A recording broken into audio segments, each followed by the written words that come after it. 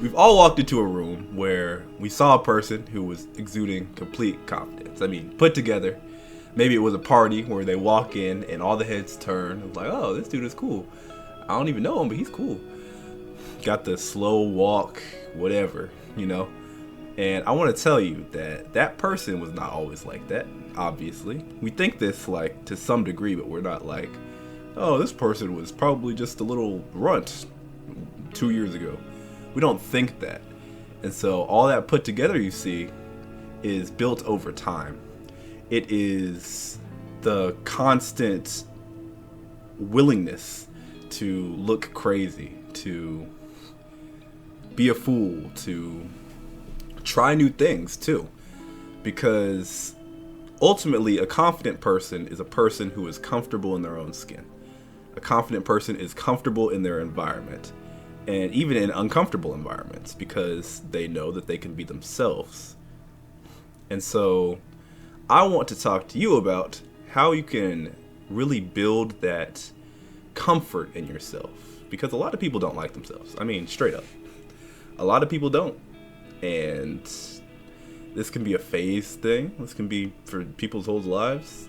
I haven't liked myself at every particular point in my life. It happens. But that's a reason to grow.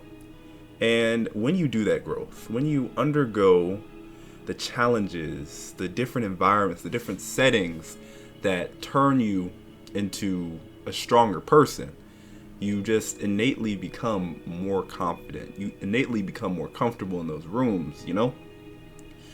The first time I ever had asked for a job anywhere, funnily enough, was at a sales conference at the Atlanta Braves Stadium, Truist Park. And I did not expect to pitch to a room full of sales professionals that I wanted an internship. I was offered a great opportunity by a good friend who's in sales. And at the end of that meeting, you know, it was one of those panels where people come up and talk and you listen and you ask questions, one or two. And she had put me on the spot. And I hadn't done anything like it. I didn't even really have an ask at the end for what I wanted that internship position to look like. It was like, hey guys, thank you for having me. I really appreciate being here. You know, I'm interested in AI and whatever else. Thank you for your time. Something to that effect. It was horrible, but I will tell you the confidence that experience gave me, even though I knew it was horrible, even though I swallowed it, my pride, whatever I had to swallow to get up there and deliver at that time, you know, it was something. Because not everybody can do that, and you just know in your heart that not everybody can do some of the things when you go out in social settings and like you're not comfortable with it, but you still try to talk to 3 people a day. You know, that's how it starts. Just talk to 1 person a day, 2 people a day, 3 people a day. Try to strike up a little bit more conversation. Look up some videos. What are some conversation starters?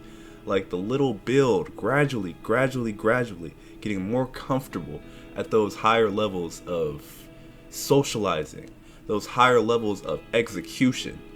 That is what builds confidence. A big one is getting into the gym. I will say, it is hard to walk around big and strong when you're not big and strong, as well as when you don't feel good. Like, there are some ways of living that are just like destructive to who you are. It sets you back. If you're not getting better, you're getting worse at some level. And sitting around all day and gaming, you know, needless to say, that's not necessarily the way to do it. If you're gonna game, that's fine. That's not to knock on gaming as a hobby or for fun. I game. But making sure you're taking proper care of your body, hydrating, eating properly, and staying in the gym whenever you can. Having a consistent workout routine is very important. And there are a lot of physiological research that you can do on your own time to prove it. But the gym has been a very good thing for people for a long time because it makes you feel comfortable in your own skin. Confidence, again, being comfortable in your own skin and in your environment. And so I would encourage you, to not just watch this video and go, huh, that makes sense, you know? Maybe he has a point about confidence. Maybe I have another way of thinking about it. Actionable steps. See what you would like in your life, you know? Skills that you would like to have, skills that you look up to, be it conversational skills, or this dude with a strong body, or this person's really, really good at academics. Saxophone, music, whatever. You find a quality that you like, something that you think is cool. Not necessarily something that you've done. It could be anything. Because it's those things that you deem really cool that when you go and tackle them, you build so much more confidence disproportionately. I got into public speaking because of that specific event. I'd had interest in communicating more, but that specific event was like, I can do this. And again, it was not good at first, and it will not be good at first, because it takes the iterations, it takes the trying again and the failing, and that hurts. That hurts. Like, the whole rejection, the whole like not being where you want to be, like, it hurts. It hurts, but it's an experience that you will just have to live through, you know? Because nothing worth doing, or sorry, everything worth doing is worth doing poorly.